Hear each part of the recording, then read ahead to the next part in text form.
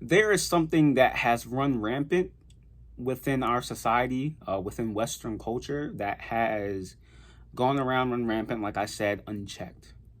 And that is cancellation. Cancellation at its roots, seems like a good way to, get rid of or take out people who may be detrimental or negative to our society. But what it's evolved into within the past recent years, within the past 4 years, has become something that can be possibly very dangerous in the future. Not now. I mean, we can make an argument that it's very serious topic now, but if it continues the route it's going, it can be very dangerous. And I don't feel like people really understand how serious it can be. The reason I bring this up is because recently people like Kanye and Sneako have been banned from social media platforms. Now, there's a whole bunch of other people, who have been banned in the past off of social media. I know Rihanna was banned in the past for some illicit, explicit things. I believe, I'm not exactly sure, don't quote me on that, but I believe I read something about that.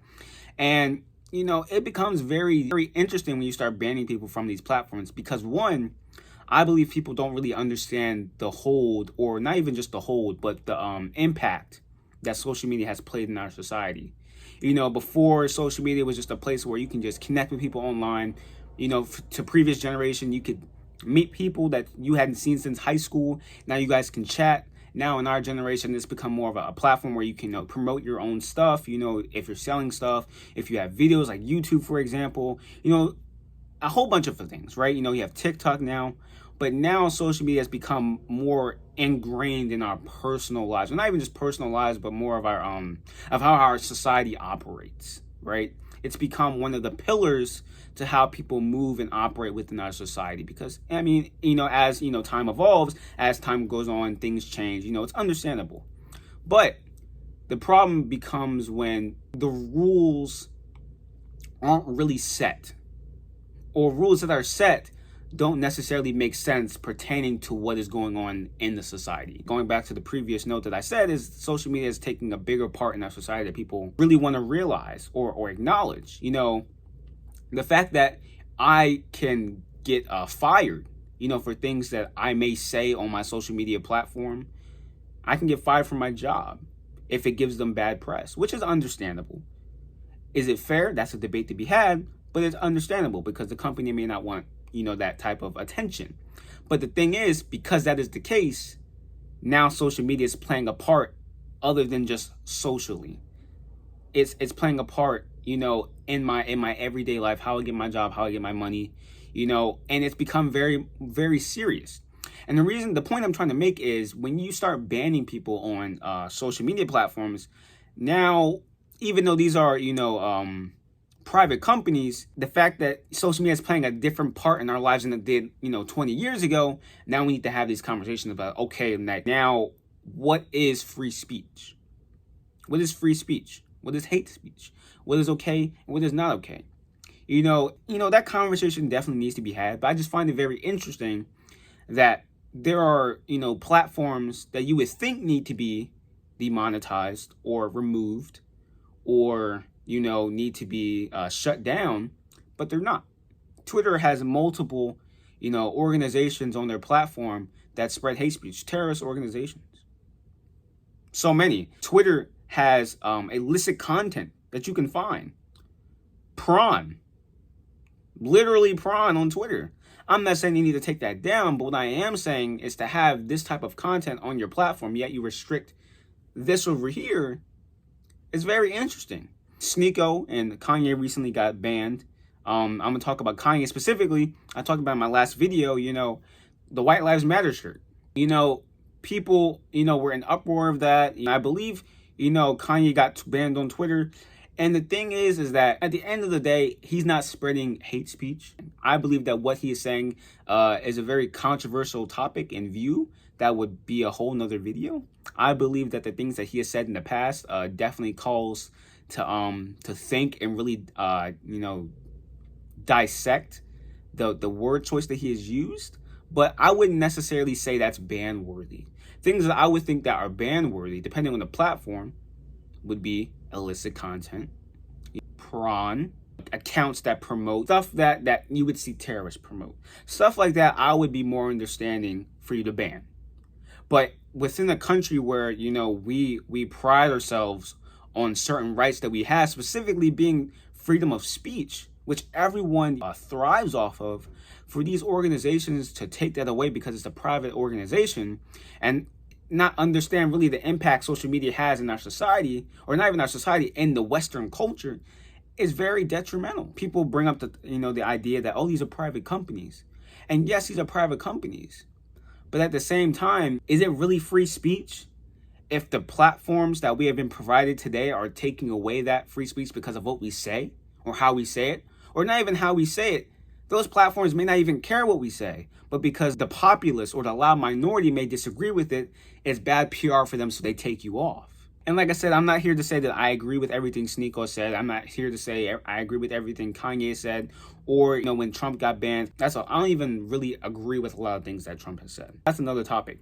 The point I'm trying to make is it becomes very dangerous when you start banning people, because now people are thinking, oh, well, Kanye has said certain things about black people, or he's trying to get across a certain message, or Sneako, or even Andrew Tate are saying or are promoting things to younger men that can be very detrimental, and teach not to treat women right. That's the argument. They say that he's misogynistic. Let's say he was a misogynist.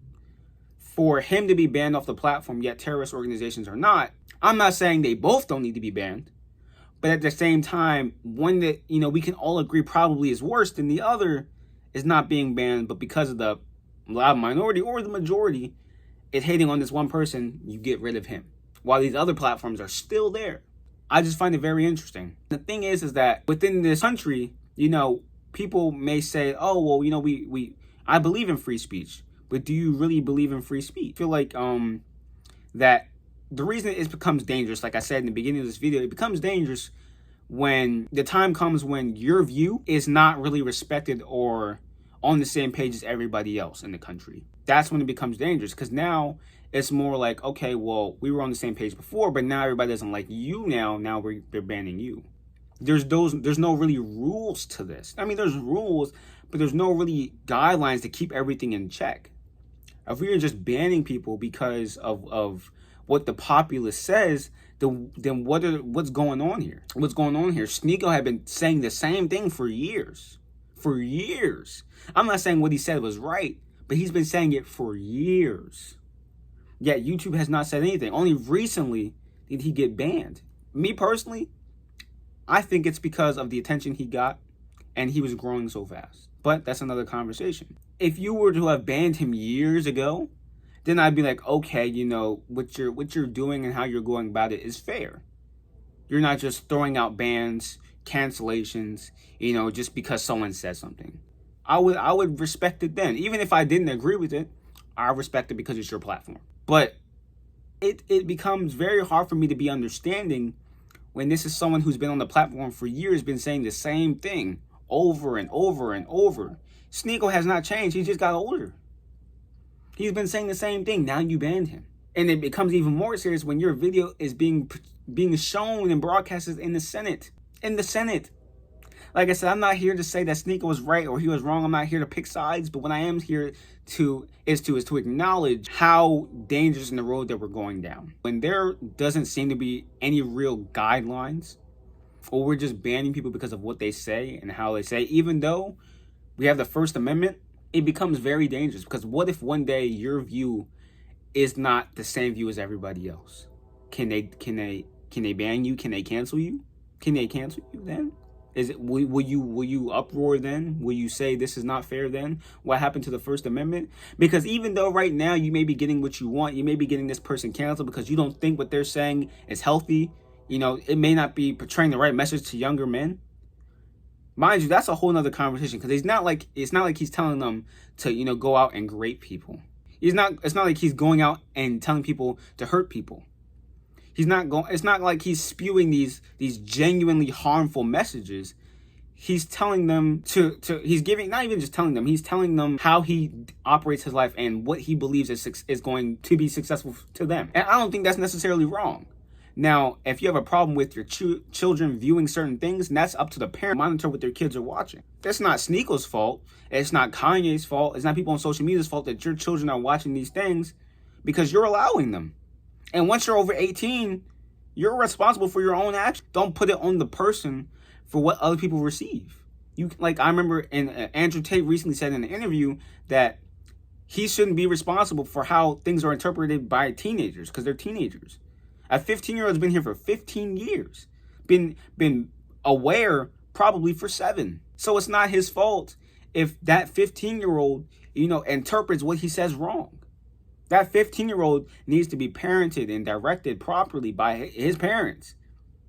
And it should be up to them what he sees and what he doesn't see. It's not his fault. The point I'm trying to make is that it becomes very dangerous when you just start banning people and canceling people just based off of what they say. They're not spreading hate. They're not spreading ideals like terrorist organizations, like Hitler, Osama bin Laden, other people who have done horrible acts in the past. They're not spreading stuff like that. They're spreading their own ideals and their beliefs. Even if Andrew Tate was a misogynist, or he was misogynistic, even if that was the case, I do believe in free speech. Because one day there might be something that I say, or I think is true, and I think is right, but the populace may not agree with, and I still want to be able to have a platform to where, or not even just a platform, I want to be able to say what I want to say and not face scrutiny. Or not even just face scrutiny, I just want to be able to say what I want to say, because scrutiny is going to happen anyway, but I just want to be able to say what I want to say. I remember a while ago when Disney was coming out with The Mandalorian, one of the actors was almost canceled because of what she said as far as the right wing being viewed as right wing as being the Jews and the left being the Nazis. And she got a whole bunch of scrutiny about, comparing the right wing to the Jews. That massacre was totally different. For sure. But I understood where she was coming from. She's not saying that the Jews were the right wing or the right wing were the Jews and they're being treated like that. But what she is saying is that if you look at how things are being handled, it's kind of similar. When you have someone who has a certain point of view and you don't like it, what do? You just ostracize them from society. Hitler didn't just start massacring the Jews. That's not what happened. He groomed his society. He groomed his people to not even like them to begin with. Jews were ostracized from society before this even happened. People didn't like them. Not everybody, but people didn't like them. It got to a point where you saw someone, you didn't really respect them because of what they believed, their religion. So once, the stuff started happening, once the massacring started happening, people didn't question what happened to the Jews because no one really liked them anyway because of their views and their religion. And look at that today. There are people who have views who I may not agree with, but at the same time, I don't believe that they shouldn't have a voice. Because like I said, it becomes very dangerous. I'm not saying that we're going to have another World War II. We're not going to have another Hitler. I'm not saying that. I'm pointing out the things in history that have happened because people were shut up and people weren't allowed to have a voice. Or people who had a voice at the time were shunned and ostracized by society because of another person or figures that told them to and agreed with what they said. I just feel like we're getting into very dangerous territory. Even though these are private organizations, I do feel like because of the part that they play in our society and Western culture, it becomes much more serious. We need to start actually, if we are to progress as a society, we need to become more serious about how social media is operated. Social media cannot just, these organizations can't just do whatever they want. They are starting to have a more serious impact in our country. Now it's not just, senators and presidents and governors and mayors who are having, political power. Now it's these companies who can just cancel someone and take them off their platform if they disagree. So please leave a comment. Please leave your ideas. Let me know what you think, where you stand. If you didn't like it, if you did like it, just let me know in the comments.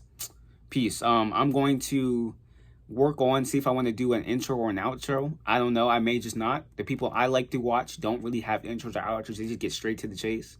But yeah, so we'll see.